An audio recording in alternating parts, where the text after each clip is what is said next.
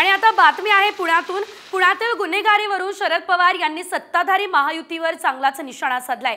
पुण्याचं वैशिष्ट्य विचारलं की लोक कोयता गँग सांगतात, अशा शब्दांमध्ये पवारांनी सत्ताधाऱ्यांचा चांगलाच समाचार घेतलेला आहे। पुण्याची चौकशी केली तर लोक सांगतात पुण्याचं वैशिष्ट्य काय, कोयता गँग। आणि कोयता गँग विद्येचं माहेरघर हे पुणे, तेलकोसारखा कारखाना हे पुणे, बजाजासारखा कारखाना हे पुण्याचं वैशिष्ट्य, किर्लोस्करांचे कारखाने हे पुण्याचं वैशिष्ट्य। आणि आजच्या राज्यकर्त्यांनी पुण्याचं वैशिष्ट्य काय केलं, कोयता गँग। आत्ता भाषणामध्ये कोण सांगितलं ड्रग्ज।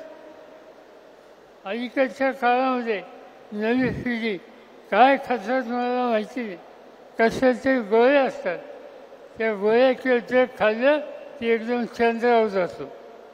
आणि ते चंद्रावर जाण्याचा उद्योग आज पुण्याच्या भागामध्ये व्हायला लागला आहे।